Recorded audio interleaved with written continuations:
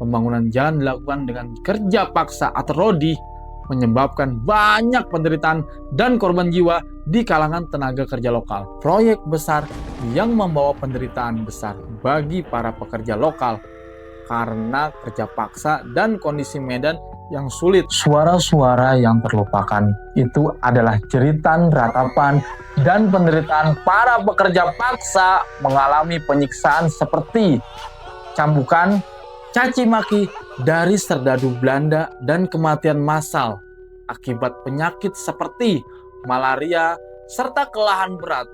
Daendels dikenal dengan julukan Jenderal Guntur atau Marsekal Besi karena sifatnya yang sangat keras dan otoriter mengawali pembangunan jalan ini dengan tujuan strategis.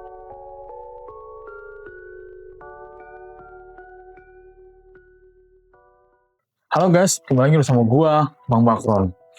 Jalan Raya Pos atau The Groot Postweg merupakan salah satu proyek besar era kolonial Belanda di Pulau Jawa. Dibangun pada masa pemerintahan Gubernur Jenderal Herman Willem Daendels antara tahun 1808 sampai dengan 1811. Lalu, apa rahasia di balik jalan panjang yang menghubungkan kedua sisi pulau tersebut? Bagaimana kisah nyata di balik pembangunan Jalan Raya Pos? Apakah benar ribuan nyawa melayang demi ambisi kekuasaan kolonial? Siapakah sosok di balik jalan kenangan berdarah?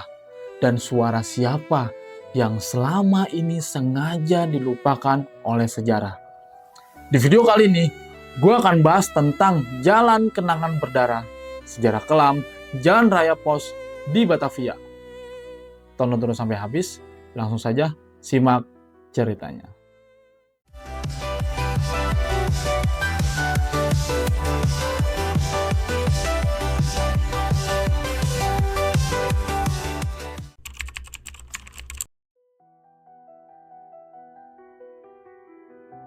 Latar belakang pembangunan Jalan Raya Pos bermula dari kebutuhan pemerintahan kolonial Belanda untuk memperkuat kontrol militer dan memperlancar komunikasi di Pulau Jawa. Pada masa Gubernur Jenderal Herman Willem Daendels pada tahun 1808 sampai dengan 1811, pada waktu itu pengiriman surat dan barang melalui jalur laut terhambat oleh blokade atau penutupan dari negara Inggris, sehingga diperlukan jalur transportasi darat yang cepat dan efektif.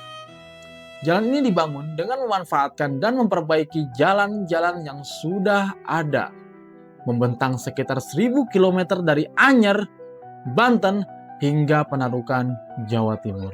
Tujuan utama pembangunan jalan ini adalah untuk mempercepat pengiriman surat, mobilisasi pasukan, dan distribusi hasil pertanian sehingga mendukung kebutuhan militer dan ekonomi. Gubernur Jenderal Herman Willem Daendels juga mendirikan sekitar 50 kantor pos di sepanjang jalan guna memperlancar komunikasi administrasi pemerintahan kolonial. Pembangunan jalan dilakukan dengan kerja paksa atau rodi, menyebabkan banyak penderitaan dan korban jiwa di kalangan tenaga kerja lokal. Singkat cerita, Jalan Raya Pos dibangun sebagai solusi strategis Belanda menghadapi ancaman Inggris di wilayah Nusantara dan untuk memperkuat penguasaan kolonial melalui infrastruktur transportasi yang menghubungkan bagian barat hingga timur Pulau Jawa.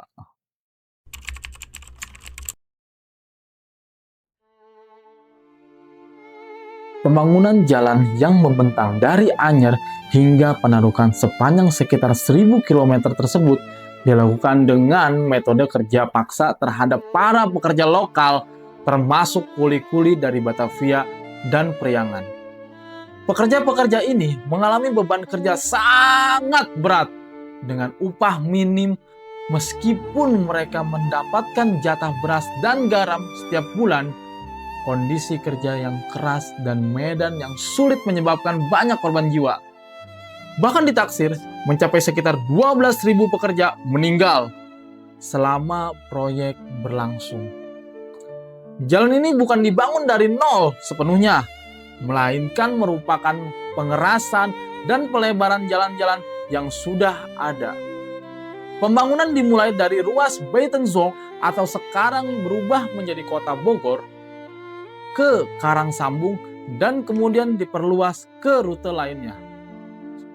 Proyek ini juga dipimpin oleh kolonel dan insinyur militer dengan target jalan selebar 7,5 meter dan dilengkapi tiang penanda jarak setiap 1,5 km. Secara teknis, jalan ini dibuat cukup lebar untuk dilewati 2 kereta kuda berdampingan dan di tepinya ditanam pohon-pohon sebagai pelindung dari panasnya matahari. Meskipun sangat membebani tenaga kerja lokal, Jalan Raya Pos menjadi tonggak penting dalam perkembangan infrastruktur di Jawa, mempercepat pengiriman surat dari 3 minggu menjadi hanya 3-4 hari, dan memangkas waktu tempuh antara Batavia dan Surabaya dari 1 bulan menjadi sekitar 10 hari. Singkat cerita, titik awal pembangunan Jalan Raya Pos di Batavia adalah proyek besar yang membawa penderitaan besar bagi para pekerja lokal karena kerja paksa dan kondisi medan yang sulit. Namun, sekaligus merupakan sarana penting modernisasi dan penguatan kontrol kolonial di Jawa pada awal abad ke-19.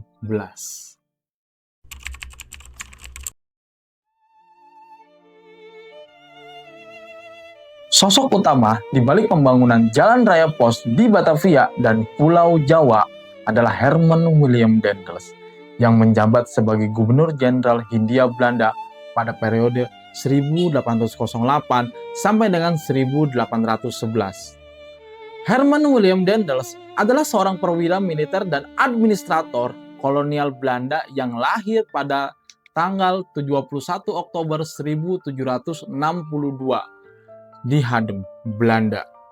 Ia diangkat sebagai Gubernur Jenderal Hindia Belanda ke-36 pada tanggal 75 Januari 1808 oleh Raja Louis Napoleon, adik Kaisar Napoleon Bonaparte, dengan mandat untuk melakukan reformasi pemerintahan yang korup dan memperkuat pemerintahan Pulau Jawa dari ancaman Inggris. Daendels dikenal dengan julukan Jenderal Guntur atau Marsekal Besi karena sifatnya yang sangat keras dan otoriter mengawali pembangunan jalan ini dengan tujuan strategis. Sebagai gubernur, Jenderal Herman Willem Daendels menerapkan gaya pemerintahan yang sangat kemiliteran dan otoriter. Ia mengenakan seragam marsekal dan mengatur administrasi kolonial dengan struktur yang terpusat dan disiplin tinggi menyerupai komando militer. Herman Willem Daendels juga terkenal dengan kebijakan-kebijakan yang keras seperti kerja paksa dan reformasi pembagian wilayah administrasi di Jawa. Selain itu, ia melegalkan praktik perbudakan serta mereduksi kekuasaan kerajaan lokal yang membuatnya kurang populer dan memicu berbagai perlawanan. Daendels dikenal sebagai sosok yang efektif namun kontroversial, berperan penting dalam modernisasi infrastruktur kolonial termasuk pembangunan Jalan Raya Pos Anyer Panarukan, sekaligus meninggalkan warisan penderitaan akibat kebijakan keras dan kerja paksa yang diberlakukan di masa pemerintahannya.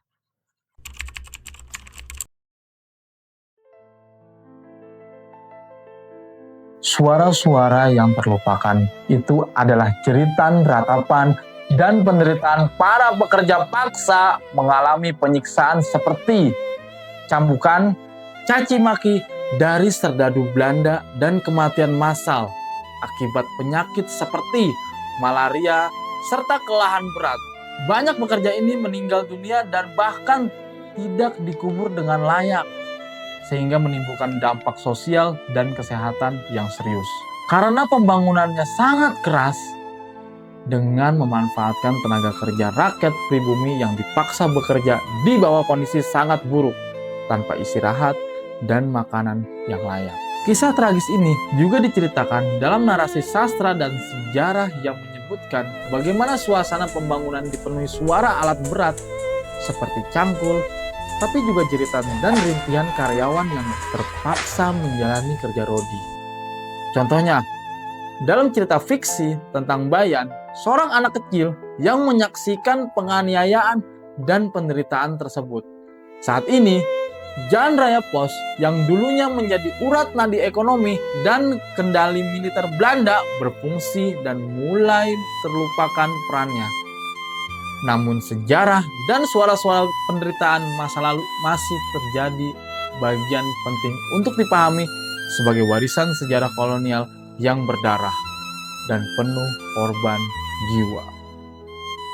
Singkat cerita, suara-suara yang dilupakan itu adalah jejak penderitaan dan perjuangan manusia pribumi yang menjadi korban pembangunan jalan pos di Batavia dan sekitarnya pada era kolonial Belanda, terutama di bawah kekuasaan Herman Willem Daendels yang selama ini sering tersembunyi dalam sejarah resmi dan masyarakat modern.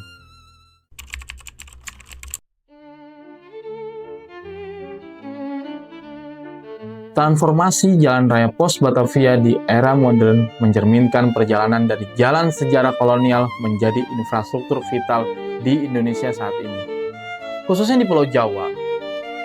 Sebagian besar jalur Jalan Raya Pos kini menjadi bagian dari Jalan Raya Pantai Utara Jawa atau Pantura, yang merupakan salah satu koridor transportasi jalan utama di Jawa dengan arus lalu lintas yang sangat padat dan vital bagi distribusi barang dan mobilitas masyarakat. Jalan yang semula dibangun berdasarkan jalan lama dan diperkeras untuk kereta kuda telah diperluas, dilebarkan, dan diaspal menggunakan teknologi dan material modern untuk mengakomodasi kendaraan bermotor serta meningkatkan kapasitas dan kecepatan perjalanan. Hal ini mendukung pertumbuhan ekonomi dan konektivitas antar kota yang kini jauh lebih cepat dan efisien dibandingkan era kolonial. Dari awalnya sebagai jalur pos dan militer, jalan ini kini menjadi pusat aktivitas ekonomi dan komersial dengan perkembangannya kota-kota baru, pasar, dan pusat perdagangan di sepanjang jalur tersebut. Jalan ini memfasilitasi mobilitas penduduk dan distribusi barang yang menjadi pilar utama pembangunan daerah dan nasional. Meskipun telah bertransformasi secara fisik dan fungsional, jejak sejarah Jalan Raya Pos tetap dikenang sebagai simbol modernisasi awal transportasi darat di Indonesia. Jalan ini merupakan fondasi bagi sistem jaringan jalan yang terus berkembang di Jawa dan Indonesia pada umumnya. Itu dia tadi cerita jalan kenangan yang berdarah sejarah kelam Jalan Raya Pos di Batavia. Barangkali teman-teman ada yang mau koreksi dan menambahkan, silakan saja tulis di kolom komentar. Jangan lupa subscribe dan nyalakan lonceng notifikasinya agar kita selalu semangat update video-video menarik lainnya. Thank you for watching and see you next video. Wassalamualaikum warahmatullahi wabarakatuh.